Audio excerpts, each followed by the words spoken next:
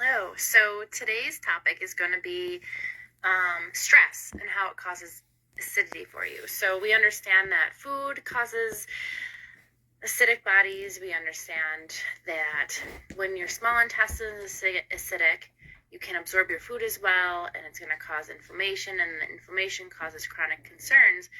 But, that's the physical part, but we don't understand how much your stress impacts your acid levels. If you are chronically stressed, which is where it's happening and happening and happening and happening, your body creates cortisol. Cortisol is a hormone that comes out of your adrenals to try to balance out your stress, and then that goes into your metabolism. And if you have an elevated number and amount of cortisol in your blood cells, it actually brings your metabolic system to acidosis. So, which means too much stress basically causes your body to be acidic. So then we're not only stressed and our anxiety's off, our mental capacity is off, we're not, we might spiral into different emotions, etc.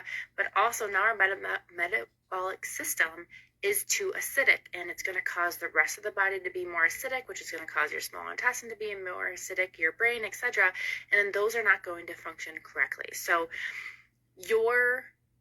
eating what you eat helps you with your acid levels, but also now think about it like monitoring and processing your stress helps with your acid levels. Now, if you really sit down and think about it, yes, foods can affect our acid levels, but really, I think most of us are going to admit that our stress levels are probably a huge indicator of why we have too much acid in our body. Now, if you think about it, food affects your small intestine the most and your digestive tract the most, and then affects your metabolism, etc. But stress, once that hormone is too much in your system, it goes right to your metabolism. So if you really want to think about it, stress affects your metabolism the most. So now we're going into even more things, we worry about weight loss and stuff like that. So when you start doing things for yourself that help with your stress, your acid levels go down. So obviously using the alkaline is helping to balance that pH, but when you're doing things every single day that are constantly making that pH go up, it's just harder on your body. You can have the sustainable benefit from using the alkaline every day or a couple, 3 times a week when you're not doing a challenge on it, and you're going to keep monitoring that pH level for your body. But you can actually have your body work less if you just figure out what to do for your stress. Now, the interesting thing is now if you had a really, really stressful day, or your anxiety is really high, or something is really, really off, my acid levels are really high, so I need to take the alkaline to balance my pH level. But I also need to process my stress. I use essential oils for that. I'll use white angelica for negative emotions and fears and worries.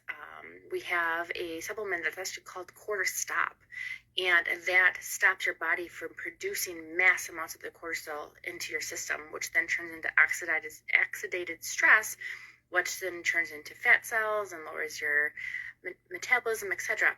So that supplement is really good. If you have chronic stress, also, you have chronic stored oxidated stress. We have an oil called Sleek, and that helps to break down that oxidated stress as well. So if you're going for prevention, cortisol is really good if you're someone that has high stress levels.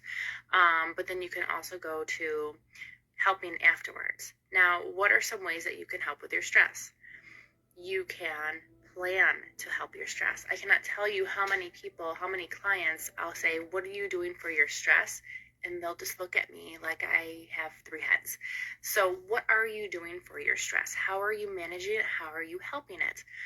Things you can do is actually plan to help your stress. Yes, plan it. And the more you do this planning, the more it routinely comes into your lifestyle. So things that actually make your stress worse is acid levels. So the higher acid is, the higher your small intestine is going to work. That's also going to make your large intestine and your liver work harder. When your liver is overworked, you're going to have emotions of frustration, anger, anxiety, and impatience. So that's usually then it spirals us into having that out of control, and we're not as patient, we're not as grounded, we're not as calm. So obviously eating right, balancing your pH is a huge foundation to actually helping your stress. Now, things you can do, you can literally ground yourself every single day. Now, grounding is a simple thing, and what it is basically when your body is out of balance or you're so chaotic. I like to think about it as like your thoughts are everywhere. It's just flying everywhere. Your mind is, you can't collect yourself. You're dropping things. You're forgetting things. You're having hard times focusing. You're spilling things. You're just not, you're running late. You're not organized, and you're not balanced. You're not basically at your zen, right? That usually means that everything is flying everywhere. You're probably too acidic, and you're not processing and managing your stress well. How can you help this? Every single day you guys should be doing this. I want you to sit and I want you to visualize a huge, beautiful tree on top of your head. I want you to close your eyes, and I want you to visualize those tree roots coming down through your head, down through your neck, down your arms and your shoulders, down through your chest and your core, down past your pelvic area, down your legs, and down your feet. And then once it hits your feet, I want you to visualize those roots growing down into the ground, burrowing deep down into the ground, into the core of the earth, and just keep on going. Now, if you notice, if you do that standing or if you do that sitting, you can feel that you feel more stationary, you feel more balanced. What we did is we took all that and we took it and we actually brought it down to our center. So this helps your body to have correct focus. This helps your body to have, so instead of your conscious mind being everywhere, it just gives it a second to balance and figure out what thoughts are needed, what thoughts are not needed. It's a very quick kind of form of meditation, but it allows you to get your bearings back. And I love it with the tree roots because we think of trees as, a life force, but we also see them as sturdy and strong and grounded and rooted into the earth. We as humans need to be the same way. We're all energetic beings, and things, when we are not in balance, our energies fly all over the place, and it's no wonder we have a hard time concentrating. We have a hard time focusing. We have a hard time getting our bearings. We have a hard time having that emotional balance because everything's everywhere. So do that every single day. Every single day, and then when you feel like you're losing control, do that too. I love to put frankincense on to help support my grounding. There is actually an oil called grounding you can use as well. But when I just feel like I just need extra support, I put that on. And then when you're first starting that, sometimes you think, maybe I'm not doing it right. You're doing it right. If your intention is to bring everything in calm and center, you're doing it right. It takes 3 seconds to run those roots through your body, and you can do it anytime you want. And it just helps your body to release things. You can also take and go like this and just visualize all the negative energy just sweeping off of you. Energy goes somewhere. So if I ever take something off of my body, I always visualize it going somewhere. So I put it into God's light. I just visualize it going into this beautiful, bright light. And then that's where it goes, because I don't want to leave it for somebody else to walk into.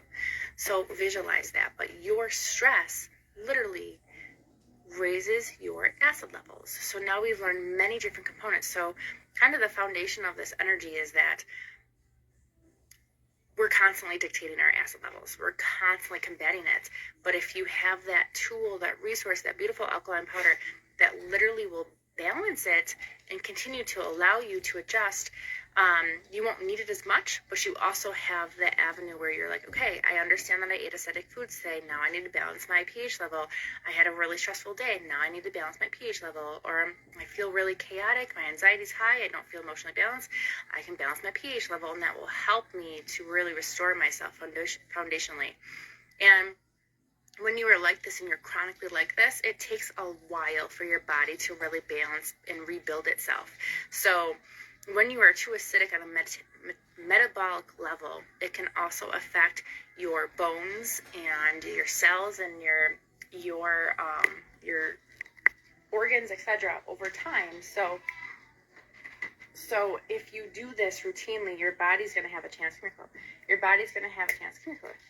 to restore those things. And our body is constantly restoring itself. You just have to give it a chance. So maybe you're doing this, you're focusing on the alkalinity for a whole month. Maybe you do feel better, but if you continue doing this and just implement it into your lifestyle, then you get to see long-term effects, long-term improvements, long-term emotional support, long-term physical support, and you allow your body to start healing itself. Instead of constantly fighting against things that are combating it, now it can actually be like, whew, all right, I'm balanced. Now I can actually focus on healing my bones, or I can focus on healing and repairing my joints or my digestive tract, because I'm not in a constant state of acid, and I'm not in a constant state of trying to combat this, and you can actually be. So we get to the part of health where we actually have our body out of survival mode and into like live mode. And that's where you see a ton of progression and a ton of healing, because your body is now in a state where it's not constantly panicking and trying to survive. That is real health. That is true health, when you can go from that part all the way up here, and you can actually start to see the beautiful ability that your body has to heal itself. So I hope this was helpful. Let me know if you have any questions.